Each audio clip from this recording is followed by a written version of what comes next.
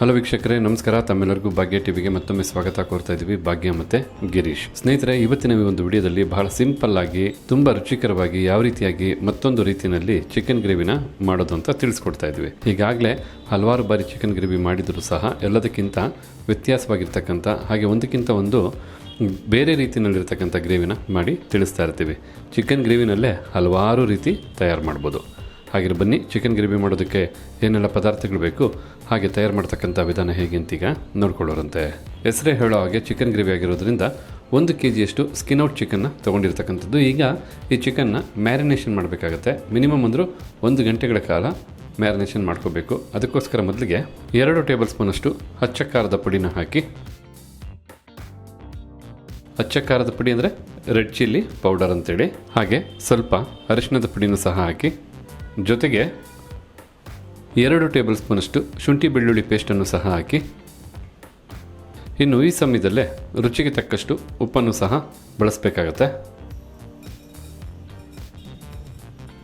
Chicken gravy ಮಾಡೋದಕ್ಕೆ ಮೊದಲಿಗೆ marination ಮಾಡೋದಕ್ಕೆ ಏನೆಲ್ಲ ಬೇಕು ಅದನ್ನೆಲ್ಲ ಚಿಕನ್ ಮೇಲೆ ಹಾಕಾಯಿತು. ಈಗೆಲ್ಲ ಪದಾರ್ಥಗಳು ಚೆನ್ನಾಗಿ ಬೆರೆಯೋ ಹಾಗೆ, ಅಂದರೆ ಮಿಕ್ಸ್ ಆಗೋ ಹಾಗೆ ಚೆನ್ನಾಗಿ ಕಲಿಸ್ಬೇಕು. ಎಲ್ಲ ಒಂದು ಚಿಕನ್ ಪೀಸ್ಗೂ ಈ ಮಸಾಲ ಲೇಪನ ಹಾಕಬೇಕು.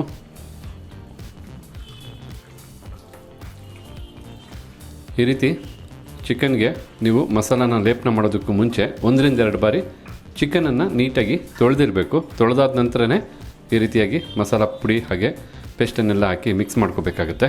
ಈ ರೀತಿ ಕೈಯಲ್ಲೇ ಮಿಕ್ಸ್ ಮಾಡ್ಕೊಳ್ಳೋದು ಬಹಳ ಉತ್ತಮ, ಯಾಕೆಂದರೆ ಎಲ್ಲ ಚಿಕನ್ ಪೀಸ್ಗೂ ಮಸಾಲ ಬೆರೆಯೋದಕ್ಕೆ ಬಹಳ ಹೆಲ್ಪ್ ಆಗುತ್ತೆ. ಹೀಗಿಲ್ಲಿ 2-3 ನಿಮಿಷ ಎಲ್ಲ ಚಿಕನ್ಗೂ ಚೆನ್ನಾಗಿ ಮಸಾಲ ಲೇಪನ ಆಗೋ ಹಾಗೆ ಮಿಕ್ಸ್ ಮಾಡಾಯಿತು. ಈ ರೀತಿ ಚೆನ್ನಾಗಿ ಮಿಕ್ಸ್ ಮಾಡಿದ ನಂತರ 1 ಗಂಟೆಗಳ ಕಾಲ ಚಿಕನನ್ನು ಮ್ಯಾರಿನೇಷನ್ ಮಾಡ್ಕೋಬೇಕು. ಅದಕ್ಕೋಸ್ಕರ ಒಂದು ತಟ್ಟೆನ ಮುಚ್ಚಿ ಹಾಗೆ ಇಡಬೇಕಾಗುತ್ತೆ. 1 ಗಂಟೆಗಳ ಕಾಲ ಇದು ಮ್ಯಾರಿನೇಷನ್ ಚೆನ್ನಾಗಾಗಲಿ, ತದನಂತರ ಏನು ಮಾಡಬೇಕು ಅಂತ ನೋಡ್ಕೊಳ್ಳೋರಂತೆ. ಚಿಕನ್ನು ಈಗಾಗಲೇ 1 ಗಂಟೆಗಳ ಕಾಲ ಮ್ಯಾರಿನೇಟ್ ಆಗಿದೆ. ಈ ಸಮಯದಲ್ಲಿ ನಾವು ಸ್ಟವ್ ಮೇಲೊಂದು ಬಾಣಲಿನ ಇಟ್ಟಿರ್ತಕ್ಕಂಥದ್ದು, ಯಾಕೆಂದರೆ ಈ ಒಂದು ಚಿಕನ್ ಗ್ರೇವಿಗೆ ಬೇಕಾದಂಥ ಕೆಲವು ಪದಾರ್ಥಗಳನ್ನ ಹುರಿದು ನಂತರ ಮಸಾಲ ಪೇಸ್ಟನ್ನು ಸಿದ್ಧ ಮಾಡ್ಕೋಬೇಕಾಗತ್ತೆ. ಈಗ ಬಿಸಿಯಾದಂಥ ಬಾಣಲಿಗೆ 1 ಟೇಬಲ್ ಸ್ಪೂನಷ್ಟು ಧನಿಯಾ ಕಾಳನ್ನು ಹಾಕಿ, ಹಾಗೆ 2 ಟೇಬಲ್ ಸ್ಪೂನಷ್ಟು ಬಿಳಿ ಎಳ್ಳು,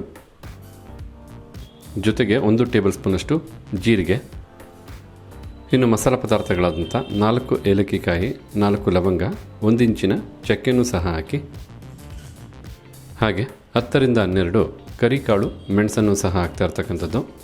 ಹೀಗಿಲ್ಲಿ ಈ ಎಲ್ಲ ಮಸಾಲ ಪದಾರ್ಥಗಳ ಜೊತೆಗೆ 10-15 ಬ್ಯಾಡಗಿ ಮೆಣಸಿನಕಾಯಿನ ಬಳಸ್ತಾ ಇರ್ತಕ್ಕಂಥದ್ದು. ಈಗ ಈ ಪದಾರ್ಥನೆಲ್ಲ 5-6 ನಿಮಿಷ ಮೀಡಿಯಂ ಫ್ಲೇಮ್ನಲ್ಲೇ ಚೆನ್ನಾಗಿ ಹುರ್ಕೋಬೇಕು. ಎಷ್ಟು ಚೆನ್ನಾಗಿ ಹುರ್ಕೊಳ್ತಿರೋ ಈ ರೀತಿ ಎಡೆಬಿಡದೆ ಅಷ್ಟು ಸೊಗಸಾಗಿರುತ್ತೆ ನೀವು ತಯಾರು ಮಾಡ್ತಕ್ಕಂಥ ಚಿಕನ್ ಗ್ರೇವಿ.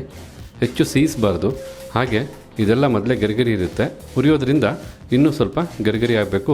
ಹಾಗೆ ಪೇಸ್ಟ್ ಮಾಡಿದಾಗ ಹಸಿ ವಾಸನೆ ಬರೋದಕ್ಕಿಂತ ಒಳ್ಳೆ ಆರಾಮ ಬರಬೇಕು, ಆ ರೀತಿಯಾಗಿ ಹುರ್ಕೋಬೇಕಾಗತ್ತೆ. ಹೀಗಿಲ್ಲಿ ಈ ಪದಾರ್ಥಗಳನ್ನೆಲ್ಲ ಬಹಳ ಚೆನ್ನಾಗಿ 5-6 ನಿಮಿಷ ಮೀಡಿಯಂ ಫ್ಲೇಮ್ನಲ್ಲಿ ಹುರಿದಾಯಿತು. ಈಗ ಹುರಿದಿರ್ತಕ್ಕಂಥ ಈ ಪದಾರ್ಥನ ಒಂದು ಮಿಕ್ಸಿ ಜಾರ್ಗೆ ಹಾಕೋಬೇಕಾಗತ್ತೆ. ಈ ರೀತಿ ಹುರಿದಂಥ ಪದಾರ್ಥನೆಲ್ಲ ಮಿಕ್ಸಿ ಜಾರ್ಗೆ ಹಾಕಿದ ನಂತರ ಅರ್ಧ ಕಪ್ ಅಳತೆಯ ತುರಿದಂಥ ತಾಜಾ ಅಂದರೆ ಫ್ರೆಶ್ ಆಗಿರ್ತಕ್ಕಂಥ ತೆಂಗಿನಕಾಯಿ ತುರಿನೂ ಸಹ ಹಾಕಿ ಒಂದು 5-10 ನಿಮಿಷ ಹಾಗೆ ಇದನ್ನು ಬಿಟ್ಬಿಡಿ. ತಣ್ಣಗಾಗಬೇಕು. ತಣ್ಣಗಾದ್ಮೇಲೆ ಕಂಪ್ಲೀಟಾಗಿ ರುಬ್ಬಬೇಕಾಗತ್ತೆ ನೀರು ಹಾಕಿ. ಹೀಗಿಲ್ಲಿ ಸ್ವಲ್ಪ ಹೊತ್ತಿನ ನಂತರ ಕಂಪ್ಲೀಟಾಗಿ ಹುರಿದಂಥ ಪದಾರ್ಥ ಎಲ್ಲ ತಣ್ಣಗಾಗಿದೆ. ಈ ಸಮಯದಲ್ಲಿ ರುಬ್ಬೋದಕ್ಕೆ ಸಹಾಯ ಆಗೋ ಹಾಗೆ ಸ್ವಲ್ಪ ನೀರನ್ನು ಹಾಕಿ ಹೀಗಿದನ್ನು ಬಹಳ ನುಣ್ಣಿಗೆ ರುಬ್ಬಿ ಪೇಸ್ಟ್ ಮಾಡ್ಕೋಬೇಕಾಗತ್ತೆ. ಈಗ ಇಲ್ಲಿ ನೋಡ್ತಾ ಇರ್ಬೋದು, ಮಿಕ್ಸಿ ಜಾರ್ಗೆ ಹಾಕ್ತಂಥ ಎಲ್ಲ ಪದಾರ್ಥನೂ ಈ ಒಂದು ಅದಕ್ಕೆ ಬಹಳ ನುಣ್ಣಿಗೆ ರುಬ್ಬಿ ಮಸಾಲ ಪೇಸ್ಟ್ನ ಸಿದ್ಧ ಮಾಡಾಯಿತು. ಮೊದಲೇ ಹೇಳಿದಾಗೆ ಈ ಒಂದು ಸಮಯದಲ್ಲಿ ಚಿಕನ್ನು ಸಹ ಬಹಳ ಚೆನ್ನಾಗಿ ಮ್ಯಾರಿನೇಟ್ ಆಗಿರುತ್ತೆ. ಬನ್ನಿ ನೋಡೋಣ. ಈಗ ಇಲ್ಲಿ ನೋಡ್ತಾ ಇರ್ಬೋದು, ಚೆನ್ನಾಗಿ ಮ್ಯಾರಿನೇಟ್ ಆಗಿದೆ. ಹಾಗೆ ಉಪ್ಪು ಖಾರ ಎಲ್ಲ ಬಹಳ ಚೆನ್ನಾಗಿ ಚಿಕನ್ನು ಅಬ್ಸರ್ವ್ ಮಾಡ್ಕೊಂಡಿದೆ. ಬನ್ನಿ ಈಗ ಗ್ರೇವಿನ ಮಾಡೋದಕ್ಕೆ ಶುರು ಮಾಡೋಣ. ಚಿಕನ್ ಗ್ರೇವಿ ಮಾಡೋದಕ್ಕೋಸ್ಕರ 4-5 ಟೇಬಲ್ ಸ್ಪೂನಷ್ಟು ಎಣ್ಣೆನ ಹಾಕಿ ಎಣ್ಣೆನ ಬಿಸಿ ಮಾಡ್ಕೊಂಡಿರ್ತಕ್ಕಂಥದ್ದು. ಹೀಗಿಲ್ಲಿ ಎಣ್ಣೆ ಬಿಸಿಯಾಗಿದೆ. ಬಿಸಿಯಾದಂಥ ಎಣ್ಣೆಗೆ 4 ಹಸಿಮೆಣಸಿನಕಾಯಿನ ಮಧ್ಯಕ್ಕೆ ಸೀಳಿ ಬಳಸ್ತಾ ಇರ್ತಕ್ಕಂಥದ್ದು, ಹಾಗೆ 2 ಪಲಾವ್ ಎಲೆ, ಜೊತೆಗೆ ಈ ರೀತಿ ಬಹಳ ಚಿಕ್ಕದಾಗಿ ಕಟ್ ಮಾಡಿದಂಥ 2 ಈರುಳ್ಳಿನೂ ಸಹ ಹಾಕಿ ಸರಿಸುಮಾರು 4-5 ನಿಮಿಷ ಈರುಳ್ಳಿನೆಲ್ಲ ಫ್ರೈ ಮಾಡ್ಕೋಬೇಕಾಗತ್ತೆ. ಈ ರೀತಿ ಈರುಳ್ಳಿನ ಫ್ರೈ ಮಾಡಬೇಕಾದ್ರೆ ಈ ರೀತಿ ಚೆನ್ನಾಗಿ ಮಿಕ್ಸ್ ಮಾಡ್ತಾನೆ ಈರುಳ್ಳಿನ ಫ್ರೈ ಮಾಡ್ಕೋಬೇಕು. ಜೊತೆಗೆ ಮೀಡಿಯಂ ಫ್ಲೇಮ್ನಲ್ಲಿ ಫ್ರೈ ಮಾಡ್ಕೋಬೇಕಾಗತ್ತೆ. ಹೀಗಿಲ್ಲಿ ಮೀಡಿಯಂ ಫ್ಲೇಮ್ನಲ್ಲೇ 5-6 ನಿಮಿಷ ನೀಟಾಗಿ ಈರುಳ್ಳಿನ ಎಣ್ಣೆಯಲ್ಲಿ ಫ್ರೈ ಮಾಡಾಯಿತು. ಈ ರೀತಿ ಈರುಳ್ಳಿನೂ ಫ್ರೈ ಮಾಡಿದ ನಂತರ ಮಿಕ್ಸಿ ಜಾರಲ್ಲಿ ನುಣ್ಣಿಗೆ ಗಟ್ಟಿಗೆ ರುಬ್ಬಿದಂಥ ಮಸಾಲ ಪೇಸ್ಟನ್ನು ಹಾಕಿ ಒಂದು 2 ನಿಮಿಷಗಳ ಕಾಲ ಬೆರೆಸಿ ಬಿಸಿ ಮಾಡ್ಕೋಬೇಕು.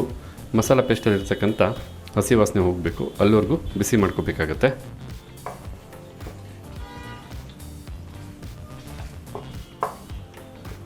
ಈ ಚಿಕನ್ ಗ್ರೇವಿನ ಆಗಲೇ ಹೇಳಿದ ಹಾಗೆ ಹಲವಾರು ವಿಧದಲ್ಲಿ ತಯಾರು ಮಾಡ್ಬೋದು. ಅಂದರೆ ನೀವು ಮಸಾಲ ಪುಡಿಗಳನ್ನ ಉಪಯೋಗಿಸಿ ಮಾಡಿದ್ರೇ ಒಂದು ರುಚಿ, ಅಥವಾ ತಾಜಾತನದ ಮಸಾಲಗಳನ್ನ ಹುರಿದು ಪುಡಿ ಮಾಡಿ ಮಾಡಿದ್ರೇ ಮತ್ತೊಂದು ರುಚಿ.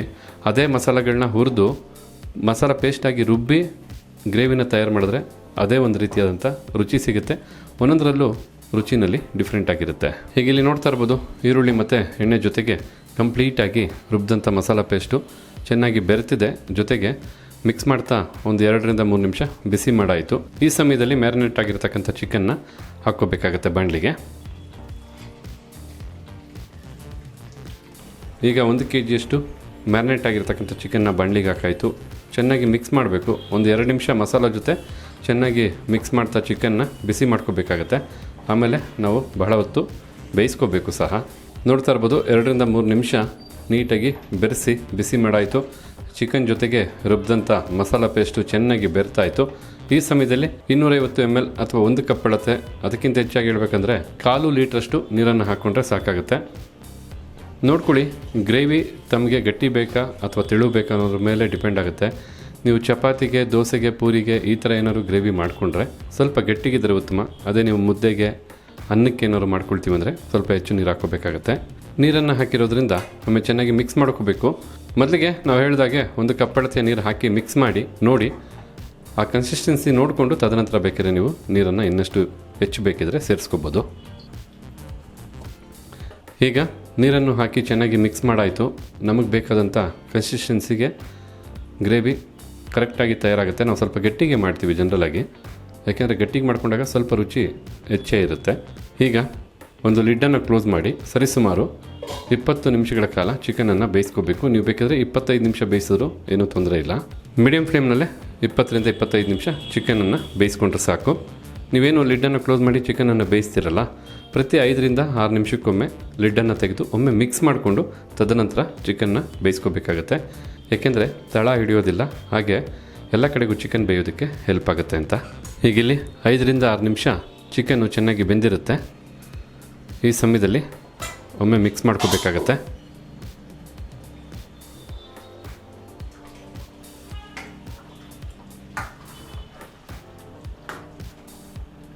ಈ ರೀತಿ ಮಿಕ್ಸ್ ಮಾಡಿ ಮತ್ತೆ ಲಿಡ್ಡನ್ನು ಕ್ಲೋಸ್ ಮಾಡಿ 15 ರಿಂದ 20 ನಿಮಿಷ ಬೇಯಿಸ್ಕೊಂಡ್ರೆ ಸಾಕಾಗುತ್ತೆ. ಓಕೆ ವೀಕ್ಷಕರೇ, ಈಗಿಲ್ಲಿ ಸರಿಸುಮಾರು 20 ನಿಮಿಷಕ್ಕೂ ಹೆಚ್ಚು ಚಿಕನನ್ನು ಬೇಯಿಸಾಯಿತು. 20 ರಿಂದ 25 ನಿಮಿಷ ಚೆನ್ನಾಗಿ ಬೇಯಿಸಿರೋದ್ರಿಂದ ಚಿಕನ್ನು ಬಹಳ ಚೆನ್ನಾಗಿ ಬೆಂದಿರುತ್ತೆ. ಹಾಗೆ ತಾವಿಲ್ಲಿ ನೋಡ್ತಾ ಇರ್ಬೋದು, ಚಿಕನ್ನು ಚೆನ್ನಾಗಿ ಬೆಂದು ಸುತ್ತ ಎಣ್ಣೆ ಎಲ್ಲ ತೇಲ್ ಬಂದಿದೆ. ಈ ರೀತಿ ಗ್ರೇವಿ ಸಿದ್ಧವಾದರೆ ಬಹಳ ರುಚಿಕರವಾಗಿರುತ್ತೆ. ಈ ಸಮಯದಲ್ಲಿ ಫ್ಲೇಮನ್ನು ಆಫ್ ಮಾಡ್ಕೊಳ್ಳೋಣ. ಹಾಗೆ ಮೇಲೆ ಸ್ವಲ್ಪ ಕೊತ್ತಂಬರಿ ಸೊಪ್ಪನ್ನು ಹಾಕಿ ಮಿಕ್ಸ್ ಮಾಡಿಕೊಂಡ್ರೆ ಸಾಕು. ತಿನ್ನೋದಕ್ಕೆ ಬಹಳ ಸೊಗಸಾದಂಥ, ಬಿಸಿ ಬಿಸಿಯಾಗಿರ್ತಕ್ಕಂಥ, ನೋಡೋದಕ್ಕೂ ಅಷ್ಟೇ ಚೆನ್ನಾಗಿರ್ತಕ್ಕಂಥ ಚಿಕನ್ ಗ್ರೇವಿ ಸಿದ್ಧವಾಯಿತು ಅಂತಲೇ ಅರ್ಥ.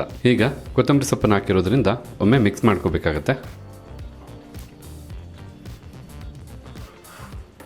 ಕೆಲವೊಮ್ಮೆ ಅಡುಗೆನ ರೆಡಿ ಮಾಡಿದಾಗ ಆ ಬಣ್ಣದಲ್ಲೇ ಗೊತ್ತಾಗುತ್ತೆ, ಆ ಒಂದು ಅರೋಮದಲ್ಲೇ ಗೊತ್ತಾಗುತ್ತೆ ಆ ಅಡುಗೆಯ ರುಚಿ ಎಂಥದ್ದು ಅಂತ. ಹಾಗಿದ್ರೆ ಇವತ್ತು ಈ ವಿಡಿಯೋ ಮೂಲಕ ನಾವು ಮಾಡಿ ತಿಳಿಸಿದಂಥ ಚಿಕನ್ ಗ್ರೇವಿ ತಮಗೆಲ್ಲರಿಗೂ ಇಷ್ಟ ಆಗಿದೆ ಅಂತ ತಿಳ್ಕೊಂಡಿದ್ದೀನಿ. ಇಷ್ಟ ಆಗಿದ್ದರೆ ಈ ವಿಡಿಯೋಗೊಂದು ಲೈಕ್ ಮಾಡಿ. ಜೊತೆಗೆ ಈ ರೆಸಿಪಿ ಬಗ್ಗೆ ತಮಗಿರ್ತಕ್ಕಂಥ ಅನಿಸಿಕೆ, ಅಭಿಪ್ರಾಯನ ತಿಳಿಸೋದನ್ನು ಮರಿಬೇಡಿ.